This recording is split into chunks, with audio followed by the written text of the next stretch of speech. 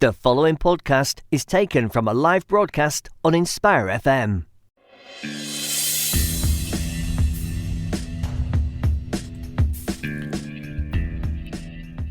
Assalamu alaikum and welcome to the Book Club Show on Inspire 105.1 FM. Today is Tuesday the 2nd of July and it is 10 o'clock. I hope you have had a wonderful morning so far. It's pretty warm-ish out there. There's a bit of a cool breeze, but I think it's probably a bit more manageable than the heat that we had on Saturday. Not that I'm complaining, because the last thing that we want to do is complain that we don't have the summer when we do get the summer, to complain, because that would be utterly ridiculous. And obviously the British aren't like that, are we? So what we are going to do is straight away go to a nasheed by Zayn Bikar called Mountains of Makkah. Enjoy.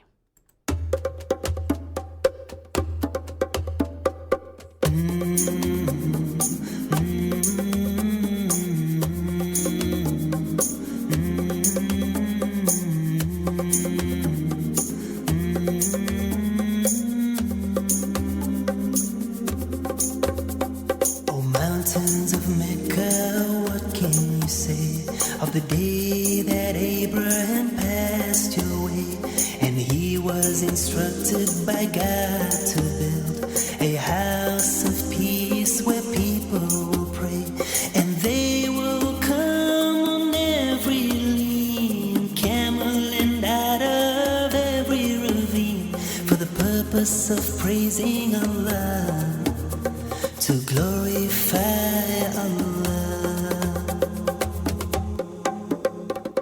Mountains of Mecca, what can you tell of the day that stones from the sky fell, destroying an army determined to break the house of Allah that Abraham built?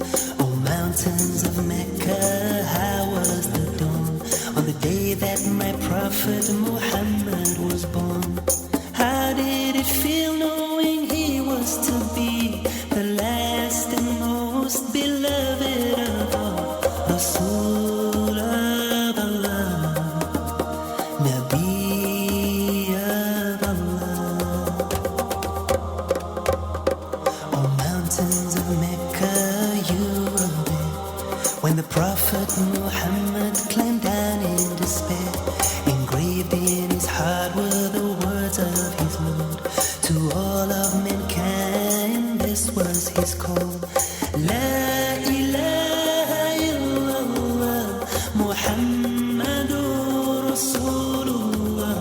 Oh, people, praise only Allah, glorify Allah.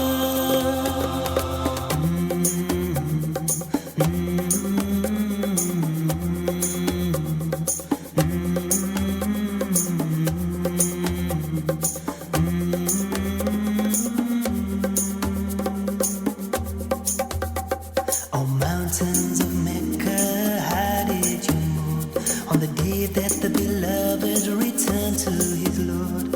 And up till the last breath escaped from his lips, he prayed that his ummah would find success. Oh, mountains of Mecca, how will it feel when the earth shall quake and tremble with fear, and we shall be gathered together to stand in the court of Allah with our deeds at hand? Oh, how we pray that on that day we'll be with those to whom Allah will say, peace be with you, I am pleased with you. Oh, mountains of Mecca, bear witness that to the oneness of Allah do I testify. For all that He's given me, how can I deny? My purpose in life should be only to cry. La ilaha illallah, Muhammadur Rasulullah. There is no God but Allah, Muhammad is His messenger. La ilaha illallah, Muhammadur Rasulullah. There is no God but Allah. is his messenger. Allahumma salli ala Muhammad Rasulillah. Allahumma salli ala Muhammad Nabi Allah. Allahumma salli ala Muhammad Rasulillah. Allahumma salli ala Muhammad Rasul of Allah. Assalamu alaikum and welcome back to the Book Club Show on Inspire 105.1 FM. The time is just past 10 o'clock. It is Tuesday, the 2nd of July. I hope you've had a wonderful morning so far and enjoyed that nasheed by Zayn Bikar called Mountains of Mecca. And as you might already know, I usually play a nasheed so it can lead in nicely to what I'm going to be talking about in the Book Club Show. And that nasheed, I think it's really beautiful because it kind of talks about the perspective of the mountains of Mecca and this idea that the places and spaces around us, if they could actually speak, they would probably tell their own stories. And I think that way of when we talk about the Prophet ﷺ, we always kind of hearing a hadith and stories and narrations that are about him. But this idea that something as innate as a mountain, you know, if we were able to talk and have a conversation with it, what kind of stories that it would tell, and you know, the different perspectives. And I think it's really beautiful when we start talking about stories and the fact that actually even in our own tradition, stories play a huge part. This idea of storytelling, I mean, even the hadith of the Prophet ﷺ, you know, themselves also give us an insight into what his life was like. So today we are going to be speaking to a visual artist who is my special guest, Nicole Mollett, and she is working at the moment on a graphic novel for Luton, and I will introduce her in a moment. She can give you a bit more information about that. But again, I think this idea that we're in Luton and we're always hearing stories, whether it's on the media, whether it's and documentaries, and you know, Luton sometimes gets spoken about quite a lot. But I almost feel my own opinion that it's rarely from the people that actually live and work here.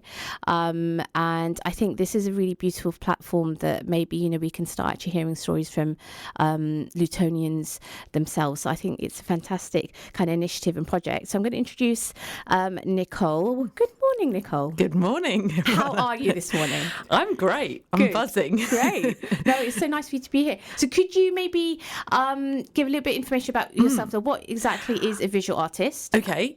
So yes, I deal with imagery, I guess. I studied sculpture, actually. So I started off as a sculptor, still make sculpture, but I mostly draw. So a lot of people, if they do know of me, they'll know me via my drawings. So I like the term visual artist because it suggests imagery, drawing.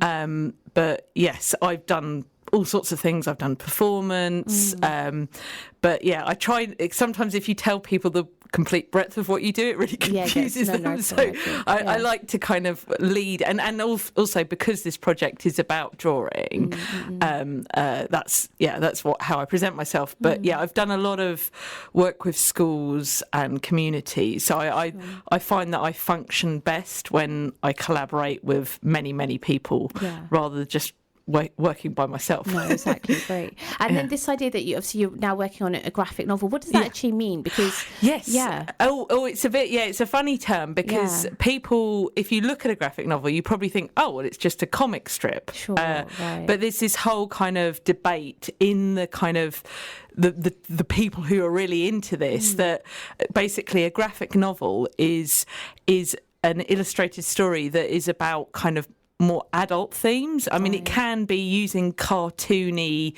imagery, etc. So there's a whole range of styles, because when you think of cartoons, you might think of like Superman and Spider-Man and all of those things, and they're great. You know, Marvel's comics are really well known and appreciated across the globe. I can't speak. But graphic novels are sometimes about different types of subjects that wouldn't normally be aimed at children. It can be for children, but it might deal with grief or struggles with mental health, that sort of thing. Sure. But not that this is what I'm necessarily focusing on, but it is just that thing that it is using really exciting imagery and interesting visuals, but also telling perhaps quite important stories that aren't just about sweet, exactly, innocent matters. Sure. So that's how I define it. But I'm sure there's other ways of talking about it. Yeah. So and how would you say that a graphic novel like that is different to just reading a normal book with illustrations? What's the difference there? Yes, that's a good question. So I guess because when you have a illustrated text, so if I think about a children's illustrated text or perhaps a text that's just got a kind of pretty board decorations in between the wordings, perhaps the visuals don't lead so much. I think in a graphic novel there's kind of potentially equal weight between the words and the visuals, and also it's so interesting how much you can play around with, because obviously in a comic strip you often get kind of speech bubbles where it's very structured. It's almost like a storyboard for a film where you have exact squares and it goes left to right, whereas a graphic novel you can basically take the text wherever you want. You can be going up and down the page, and it's up to the reader to decide how they interpret this mix of visuals and text. And yes, you can hide many messages within the visuals that perhaps not every reader will pick up, and that's kind of what's interesting about it, is that there can be multiple layers to the story.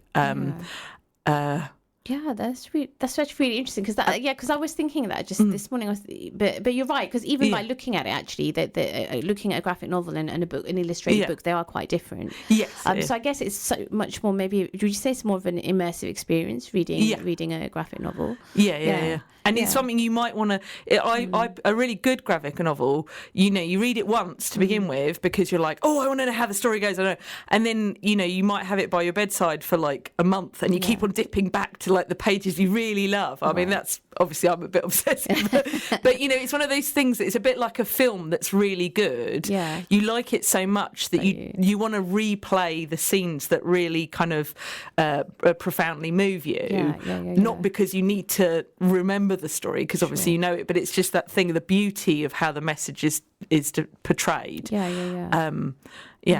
So and then when it comes to for some of your past work, so I assume with the graphic novel, because you're the visual artist, so do you kind of start with a theme that you want to explore yourself and then you collect stories? Or I'm quite open to suggestion, actually. This is the thing with the Luton project, because obviously I've the main sort of parameters of structure of this project is that all the stories have to happen in Luton, but I'm trying not to. Obviously I've got my own preconceived notions of what I want this project to be, but I'm trying to suppress them as much as possible, because I really, really want it to be a equal collaboration between me and the writers who submit stories. So yes, it is funny, because you start off thinking, I'm really open-minded, I don't mind, but then that you're trying to direct it, and I am quite already really thrilled at some of the responses I've been given, because they're totally beyond what anything I could have imagined, and that's kind of what I want it to be, is that it confounds expectations of the place and the people. So, No, that's brilliant. So if there are any comments or questions that you might have, you can call in on 01582 481 822 or WhatsApp 07779 481 822. Would be lovely to hear from you. Even maybe you're a writer and you're thinking, actually, I might have a story that I can share. So how's that gone? So I know you've held some workshops recently. Yeah. So what's the format been like of that? Well, it's I try to give people as many options as possible. So basically, I've been doing a call out to writers, which is like a kind of more traditional brief, which, they have to email me and we have a conversation. But the workshops were more drop-in style, open. But that actually also brought some writers to me. So that's great as well. We basically have, it's a very well-known device or technique in the graphic novel world where you just take a simple sheet of paper, it can be A4 or A1, and there's a way of folding it where you can make a 6-page book, which is really great because obviously when you think of a book you think, oh, I have to get it properly bound, it has to be stapled, and it kind of, whereas actually it's not that it's complicated, but it's a little bit of origami. Hey presto, you've got a 6-page book. Fantastic. And so we've been just with a sheet of paper. Yeah, just with a sheet of paper. Way. Yeah, you just fold it. So I will show you later. Yeah, I want to know. It's out there, but a lot of people don't, and they're really like, oh wow, and it's just so simple because then you can, and also a 6-frame story is a kind of doable thing in about an hour, right? And so people have been drawing, they've been collaging. I got the ink quills out. A lot of people love that whole kind of dip ink thing. And we had just a table of a range of materials, and what was really nice was just the atmosphere. We were in Little Red Studios over the weekend, and I timed it for the More in Common. I don't know if you know that. It's like it's a sort of annual event that is all about bringing communities together. And we had a record player playing old Motown music, and it was just really nice because everybody sat around the same table and we chatted. So as we were drawing and or collaging, and we had a good sort of 20, 25 people per day. So it wasn't too, considering it was the first ones I run. And this Saturday I'm doing a table at the Hightown Festival. So that's all day, basically, on Saturday from 1 o'clock. Sure, okay. And what can you just explain the Hightown Festival? What is that exactly? That's a community event where they close off the whole of the Hightown High Street and lots of different stalls from all different community organisations. They have there's 2, I think, stages. One which is like choirs and bands, and that's really lovely. And then inside a church, they had sort of more children's groups performing. Lots of food. Yes, that's an incentive for me, definitely. And I think it's not just organisations from Hightown, but obviously it's celebrating a lot of what Hightown has. And I believe a lot of things are free. I don't think it's all paid for. So you can just come in. Oh right, lovely. No, fantastic. So then there's obviously you've done graphic novels before. I mean, I've got one here which is called Tales and Tasting. So I'm just going to read out just a little bit of the end. Kind of paragraph. So obviously the title probably gives it away, the fact that it's going to have something to do with food, which kind of led nicely from what you've just mentioned and how important food is. But this kind of experience of food and people, I think is beautiful. But so I'll just share the last bit. So with the help of the people I have met, I've collected a small gathering of memories, fragments of tales and tastes from these towns.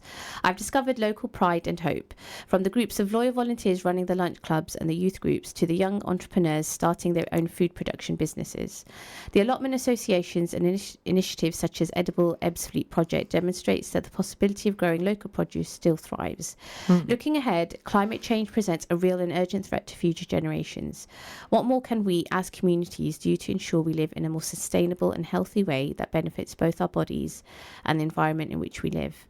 I mean, that is such a kind of amazing kind of call to action. I mean, for this specifically, do you kind of have that oversight in any work that you do? So, for example, you're doing now a graphic novel for Luton. Do you have this kind of long-term vision of what meaning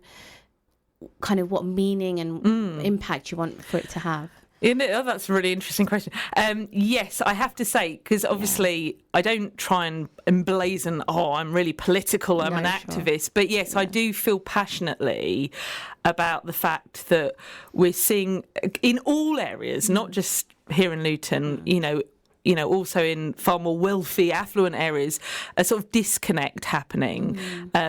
People are living far more isolated lives. Not every, and obviously there's plenty of examples which counteract that. But, I find that quite sad in a way. You keep on coming across people that are very lonely and, just not, and also communities potentially not doing the most they can to work together to change those things. And so I believe that artists and art projects and people who aren't artists can do a lot, to help others. And I just think that is from wherever you're from is such an important thing. So yeah, that project that you just read from, I really ached over that paragraph. Really? Like, oh my God. Amazing. Yeah, because I was so aware. I was being commissioned by the development organisation from the area. Okay. So I knew, and there was a lot of community animosity against them because of all the houses they were building and the changes that were happening. But, you have to kind of, because obviously Luton's experiencing regeneration too, and people have probably many strong opinions about what should and shouldn't be done, but ultimately change is always happening, and it's like, how can we all influence those that are in power so that good change happens is what I believe. I think that we live in a democratic society, and that is possible. But you have to make your voices heard, And if you do it in an organised and I think wise way, you might be lucky. You might influence change and positive things happen. But I was very cautious of how strongly I worded things, and because I have been very aware of the Extinction Rebellion protests recently, because obviously I have a young son. I'm very aware of, so I wanted to mention climate change in this, because food is so much a part of, what affects global warming, etc. So I thought it was important to mention it, but I think I did it in subtle enough way to not annoy anyone. It's that difficult line, because you don't want to go, start, shouting in such a way that it annoys people, and then they don't want to read the rest of what. Because I was hoping to kind of, in that publication, reveal all of the positive things that small groups are doing that hopefully will, make that particular area, North Kent, be a really great place to live. Yeah, exactly. No, I think it's kind of important, actually, that kind of line between when, as an artist, the work that you're trying to do and what, I guess, the impact you want of it. But it's that thing. I think there's also that those that say that actually not everything needs to be political. I think they sometimes come from a place of privilege, because actually at the moment, I mean, everything we do, it just naturally will be political, because we're also trying to make a statement. But I just think some of the illustrations for this one, because obviously this is one that I've got kind of in my hand. So I'm just going to pick one. I don't know why, because I found it just really vibrant. So it's Pickle Me Up. Frank. Pickle Me Up Frank. Oh, yeah, that's a brand. I mean, if anyone's on... is it... it's a young man called, I shouldn't say the word boy because he's 15. Okay, sure. So it was really funny how I came across him, because I actually met his mum first at a school fair. I was running a workshop, and his little brother came up. His brother was perhaps 4, and he started drawing on this piece of paper, and I was like, and he didn't know what to draw, and I said, oh, draw your favourite food. Okay. And so I was expecting, like burgers, chips. Exactly. He drew an octopus leg, and I was like, really? And he's like, I love octopus leg, and I was like, wow, that's amazing, pickled octopus. And I was like, this is unusual. And then his mum came along, and he's like, yeah, I know, we grow our own allotment food, and my son makes this pickle jam, my older son. And then it led in. So obviously, I assume the mother was very encouraging of the exploring unusual tastes, and so the older brother actually named his jam after his younger brother, called Frank, which is really sweet. Yeah. And they grow their own chilies on their allotment, and then every year he turns that into a kind of batch of jams. Fantastic. And it is absolutely tasty. I actually bought 10 jams off him for the celebration. Really? And we had them, freely, like tasters on the table. Sure. And every time I refilled the plates, they instantly disappeared. And people kept coming up to me going, where can I buy this jam? Can I buy one? And I was like, no, you can't. This is for my event. And so hoping that his trade would grow, because, I mean, chili jams and chili sauces are really popular anyway. Yeah, exactly. But it's just really nice to see basically a teenager starting, and he's got I don't know what these help. You have to get a kind of approval from a health. He's had it all tested, so he's really official. But he was just so sweet and shy and completely unpretentious. He obviously is really passionate about food.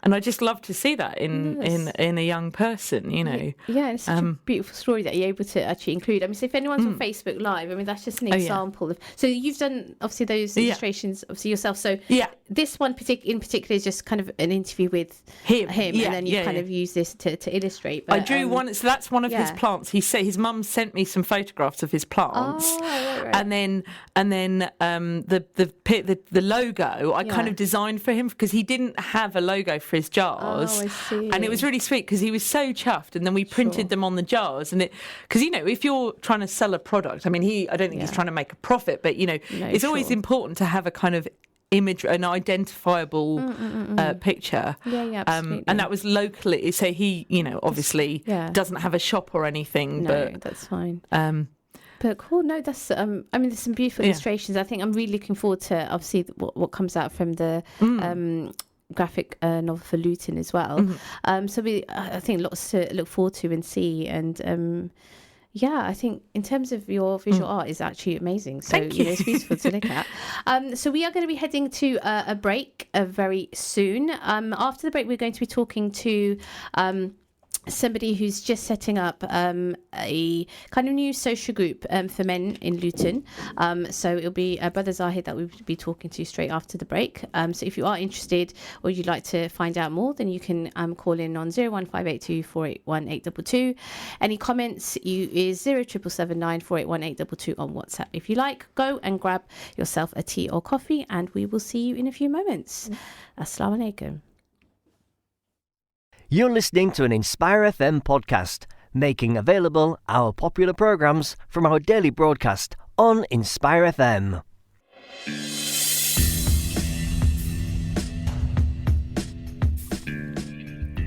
Assalamu alaikum and welcome back to the Book Club Show. It is 10:30 on Tuesday, the 2nd of July. I hope you are having a wonderful morning. So we spent the first half of the show talking to Nicole Mollett, who is a visual artist, about her graphic novel for Luton. And this idea of working with communities to basically explore the stories that are about Luton from the people that actually live here, and the way that then she takes time to then illustrate to kind of bring those stories to life. So we were looking at some of her past work, which was called Tales and Tastings, which was kind of revolving around food, but in particular in the area of Kent. So I think I started off the show actually talking about the importance of stories and storytelling, and actually how important that can be, especially for certain communities when it comes to sharing parts of our heritage and things as well. So I'm just going to welcome Nicole back. Hello, Nicole. How were you okay during the break? Oh, good. Yes, very fantastic. Good. Refreshed. So just coming back to then this idea for the graphic novel for Luton. So you've already held some workshops. You're going to be holding is another workshop in so the Hightown Festival. Yep. So how is it then you feel in terms of the importance of working with actual communities then? Because obviously even in Luton we have like over 135 languages spoken here. It shows you the diversity of the town. And how is the best way to go about kind of getting I've tried contacting multiple. So obviously I've worked with the Qualum group. I went to a spoken word event called Utter, did a call out there, got quite a few responses there. I've basically tried to promote in many different environments as possible. Yes, because the aim is I really want to represent a cross section of the community. I know I can't represent every, it's sort of impossible, but that's like, so when I got some Arts Council funding, and in that instead of saying I want to commission one writer to help me, I've said I want to commission 20 writers. So that even that, and it's quite complex, but I thought, well then at least those 20 different people will be coming hopefully from very different perspectives. And thus far I think I've got about 12 or 30. It's starting to get there, but I am already seeing that at least the actual stories I've received thus far are from quite different perspectives, young and old, all different ethnicities. So I'm just hoping, and I mean, obviously,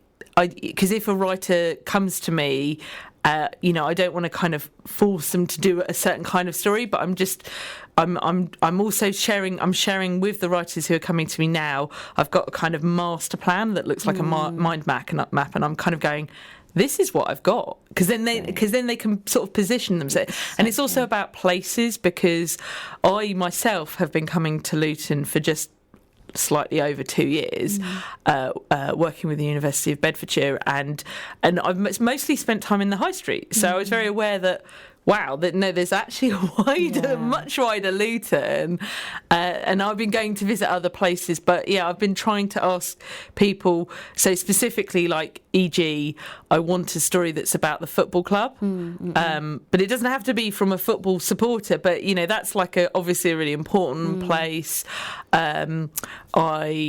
I haven't actually I went to visit the carnival, and that was really beautiful, really amazing, but I haven't got a story about the carnival yet, but that would be good. Yeah. Where else? I've got a story coming to me about Bury Park, I think you know the writer Shana, so there's many other areas obviously I've touched upon, but yes, I'm very keen to make sure it's as diverse as possible. Yeah, fantastic. So then obviously more people will feel like this is a project for them, so when they pick it up, they hopefully will recognise at least some of the characters in the stories. So yeah, definitely. And I think it just shows how much how important it is actually to be able to work with different communities, and I guess to be able to recognise actually there's a need maybe that people want that kind of platform. So we're going to be actually talking to somebody who is setting up a group, a kind of a social group really, for a get-together for men in Luton, where they can discuss books or kind of different issues around a cup of coffee. And I think it's a really amazing initiative. So we're going to bring Brother Zaid onto the phone now. I'm just going to make sure. Hello, Assalamu alaikum. Alhamdulillah, very well. How are you, Brother Zaid? No, thank you for giving us your time. So do you want to give us a little bit of background on what it is that you are setting up at the moment and your reasons for? Yes, certainly, no problem at all. So it's sort of like a book club, a bit more of a sort of social club as well, mainly for men, just to have some sort of gathering around my house, somebody else's house. I mean, there's a few different purposes for it. The first purpose could be potentially if somebody wanted to discuss a book, or if they wanted to discuss like an idea or maybe events, etc., that have taken place, or you could have a general sort of chit chat. We tend to have a little bit of food, etc., a bit of snacks, and it's more of like a really laid back sort of setting in which we sort of engage different people from the community, and it's you get to network as well, meet different people from across the Luton, maybe from out of town as well. Yeah, sure. And so is this something that you've kind of always had an interest in, and you just thought, did you hear from other people, maybe, guys that you knew, that they'd like to actually have this sort of kind of consistent, regular meetup? Or is it more that you thought, actually, let me put the offer out there and see if there's a take-up? I mean, it's been about 2 years. What I normally originally used to do was every 3 to 4 months, I used to invite around a lot of friends of mine around to my house, just generally for like a catch up and maybe like an evening meal together. It's had really good turnout during the period of time. So for example, in winter months, obviously we're enclosed indoor. During the summer months, we'd be outside in the garden, maybe doing a bit of archery or some other sort of little sports, for example. And it seems to have built up a lot of interest. Then from there onwards, what I try to do is make it a bit more consistent on like a monthly basis. And generally speaking with people, etc., and everybody's really busy in the day-to-day life, so they really sort of appreciate that sort of like an organised meetup. And how do you think is in kind of the current climate as well, because we talk a lot about sometimes people feel really isolated, because just like you say, we're so busy with our work lives and maybe with families and stuff, it's sometimes difficult to make time for yourself. I mean, I guess that why is that so important, you think? I mean, generally, previously, for example, my understanding of sort of ancient cultures, or previously, before the sort of modern life that we're living at the moment, generally speaking, I mean, I know from previous past experience, etc., as well, at the time when I lived in Pakistan for a little while, generally at night time, all the villages, everybody gets together at night time, sits around the fire, and they talk about their sort of day-to-day experiences or any trouble that somebody may have had.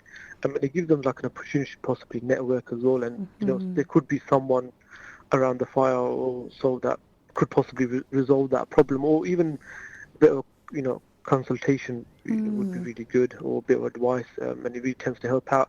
I feel that currently at the moment, I mean, we do have a lot of rapid communication taking place.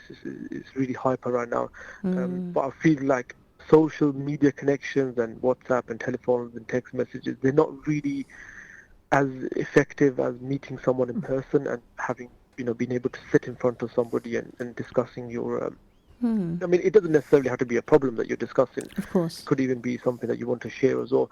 But generally speaking, it tends to help out a lot. I mean, the way we tend to do it is, it's as, until last man standing. So as soon as the last person gets up, really.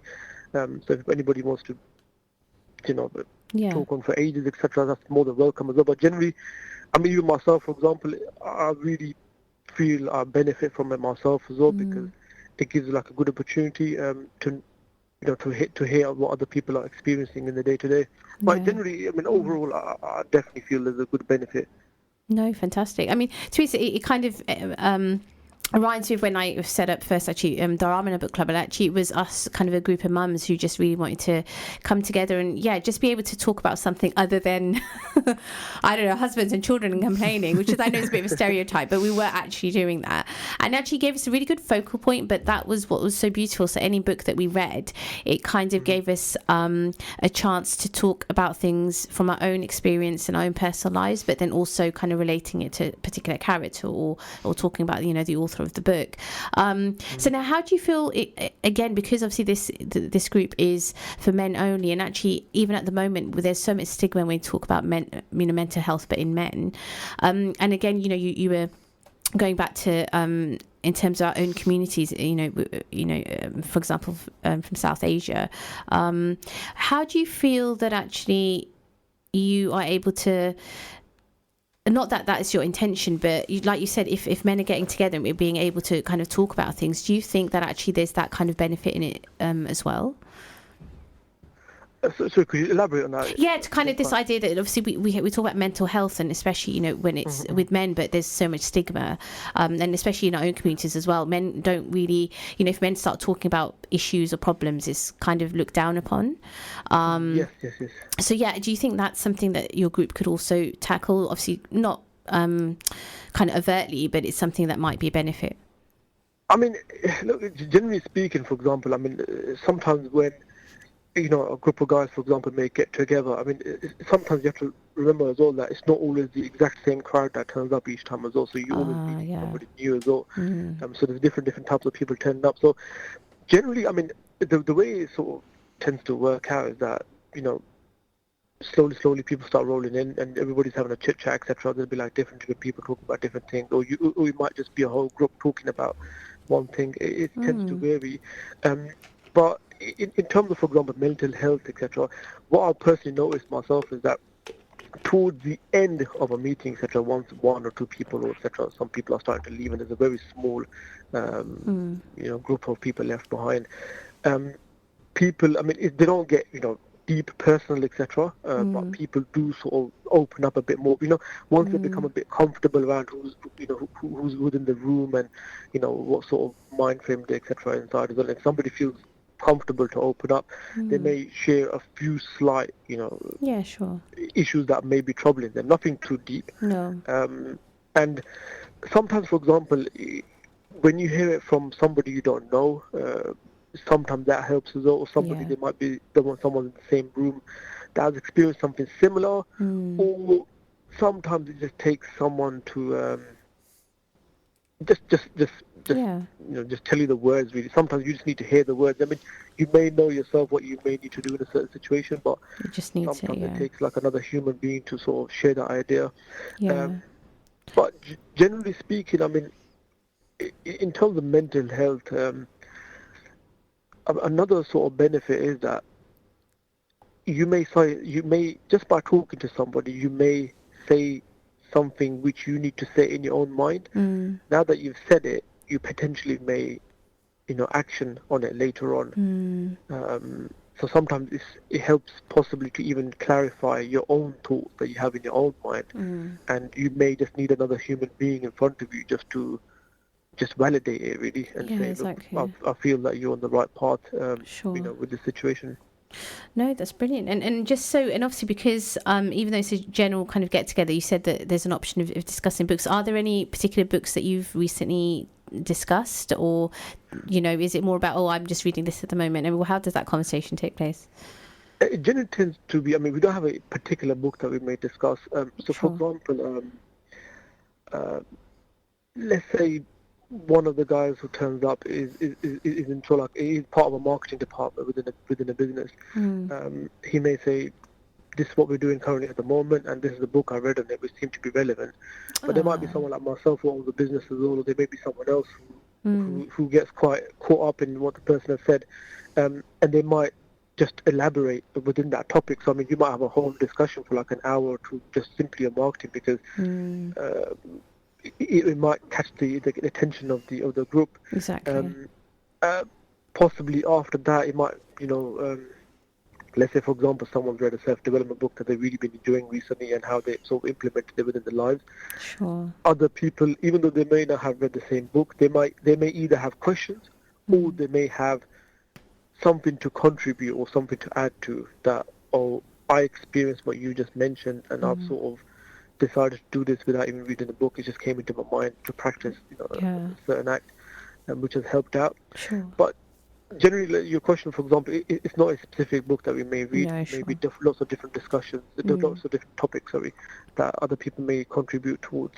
No, that's brilliant actually, and actually that idea of just being quite organic and free flow actually probably would suit quite a lot of people. So I think that's great. So we have a guest in the studio, Nicole Mollett, who's a visual artist, and we were talking about some of the work that she's doing on a graphic novel for Luton, which is working with communities to basically create stories and then have kind of illustrations with them. I mean, Nicole, do you have a question that you'd like to ask Zahid? Yes. I was just curious. I was just wondering what the age range is of your current people who attend. I mean, is there a sort of, do you have any really young people or really old, or is it everybody's the same? It really varies. I mean, for example, you may have the youngest, for example, at 18. You might have someone even old as maybe 40, 50, maybe into the late 60s, for example, or early 60s. It's generally what tends to happen, for example, I mean, there might be a teenager within the group who may really benefit from someone in their 60s who has gone through the struggles of life and who has sort of experienced a lot. So they always find like a middle ground to discuss, and also sometimes you may have a group of guys, for example, let's say between late 20s, early 30s, for example, and they're really into the career or something, or certain activities, etc. They may really click well together as well.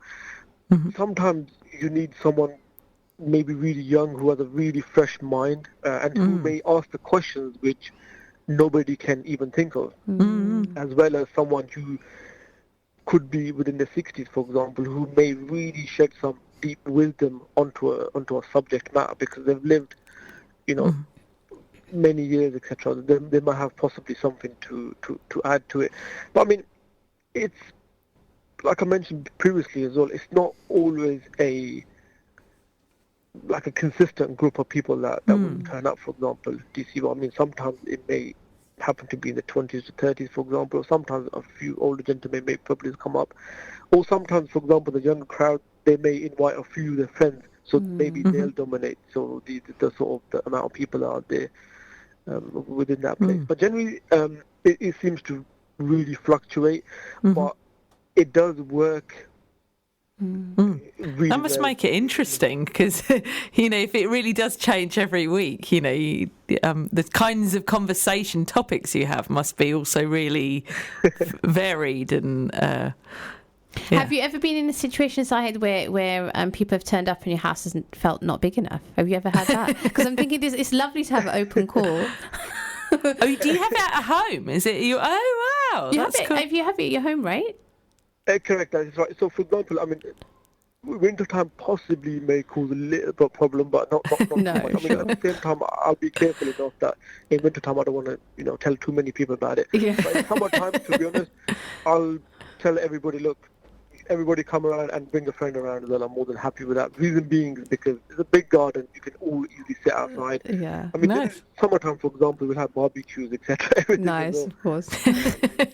No, so it's a good time for you to be talking about it on Inspire now, because if you suddenly get big influx, at least you've got your garden. But no, thank you so much, Zai, for giving us your time and just talking a little bit about that. I mean, would it be okay, because obviously I don't want you to share your kind of personal details on air, but maybe the flyer that you have, I could ask Inspire to perhaps share it on their page or something, or... I'm happy with that. That's not a problem at all. Okay, brilliant. So yeah, so if anyone wants to get in touch, obviously I know your number's on there, so they can get in touch with you directly to let you know if they can make it. But no, thank you so much. I think it's really, really beautiful kind of start, and may it be extremely successful, and I hope it goes really well. So hope to catch you soon. But thank you so much. Thank you for having me. All right, assalamu alaikum. Yeah, welcome. That's kind of, I just actually half me wants to go. I want to go there. But no, this is a social get together by Brother Zahid, and so I will ask Brother Tariq to put it on the Inspire FM Facebook page, or maybe the website. I mean, I'm not quite sure where they'll put it, but definitely if you are somebody who just likes having a social get together over some food and chit chat, and maybe even discuss a book that you might have read, that is definitely the perfect place to go. And they will be 6 p.m. on every. Oh, I didn't even ask actually, but I've got the information here. So it's every last Saturday of the month at 6 p.m. onwards at Zid's house, and so I hope you can get all the information from Inspire FM. So yeah, what do you think about that? I mean, what kind of you feeling? It sounded really lovely. Yeah, and I don't know why, but the fact he's holding it in his own home, that really so it sounded great anyway. But then I was like, wow, you're just inviting people you don't know, complete strangers, and I'm just thinking, what a lovely open thing to do. And yes, I'm definitely.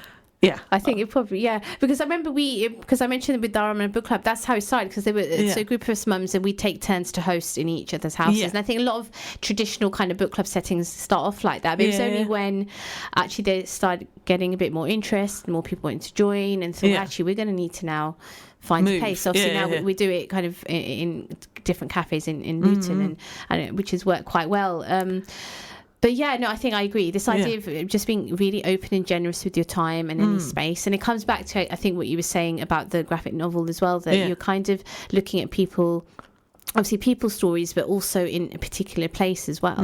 Now, how do you think currently in the arts, because we talk a lot about place-based projects and kind of social place-making, and all. So like term. I mean, what sometimes I read that stuff, think but do you think as artists or even organisations within Luton, have we nailed that quite yet? Because there's still sometimes this idea of, are we engaging people? Do you think that's happening? Well, and then there's this whole thing, because I've worked a lot organising projects on the kind of other side of the fence, if you like, as a curator. And there's this desperate pressure, especially in where there's public funding, and rightly so, they want to know, are you ticking boxes, are the numbers really high, and there's this huge thing to have to kind of almost perform a project to not only the funders but the audiences on social media and everything. And I understand why, because obviously you want to justify why you exist.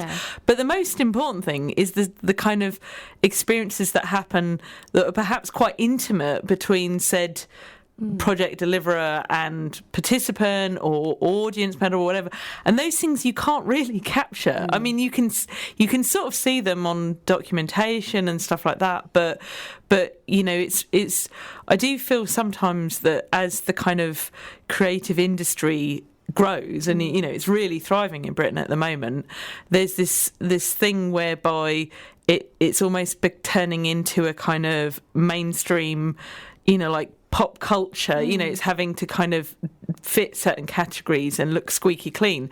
And, I quite like art projects that are very, don't necessarily have massive audiences, but engage people who otherwise wouldn't necessarily have found an art project interesting. And so I'm very even though obviously I want loads of people to be involved, I'm very aware to not feel under too much pressure for it to just be about numbers and yeah, I mean, because you mentioned you've obviously got in touch with Qalam Creative Writing Collectors, so you've been working with writers from there. I know when you came to the Lantern Iftar, you even got my girls saying, why don't you do some drawings? So, I mean, that in itself, I know that sometimes, but you're right, those aren't necessarily that you would capture on a document, you know. No, I wouldn't go, I ran a workshop there. But it's that connection that you've made, isn't it? And I think that's so important. So now, if there are people who might be listening who are interested, or, I mean, do you have an age range that you're working with? Or well, that's the thing. I wouldn't mind having a story from somebody who's incredibly young. You know, like for instance, I mean, obviously, if they're really young, they might need help writing it. But yes, I'm really open-minded, and obviously much older. Yes. I don't ask my writer's age, so I'm not entirely sure of the oldest participant thus far, but I believe it probably is in the 60s. So I haven't got anybody really old, for instance. But no, I don't really. I mean, one of the things that I guess is a slight, well, not issue, but because obviously I don't live in Luton, I'm part of, obviously I know that people from Luton will know Luton much better than I, which is why I'm asking for this collaboration. But also I'm quite keen that those that contribute stories really think about them in terms of visuals, because obviously literary people who are very much think about things in terms of words don't necessarily see it as imagery. They see it as a language and something to be read, and whoever submits a story has to consider the fact that if it's a very long text, perhaps quite large chunks will be turned into visuals, and so they have to kind of balance off. They have to be, if certain segments are really important, they have to tell me that has to appear. Do you see what I mean? Yeah. So is it? And what's the best way for people to get contact in touch? Her? So on my, I guess because I've got an email, but I'll read out my website is my name, which is nicolemollett.co.uk, and everything's on there. There's a page for it. So brilliant. So they can get in touch. Okay, your website, fantastic. So I hope you enjoyed the show, talking about the graphic novel for Luton, and also talking to Brother Zahid about his get together social. I hope you have a lovely couple of weeks, and I will see you soon. Assalamu alaikum. Thank you for listening to our podcast. Why not tune in to our live stream at inspirefm.org and follow and subscribe to our social media platforms at Inspire FM Luton.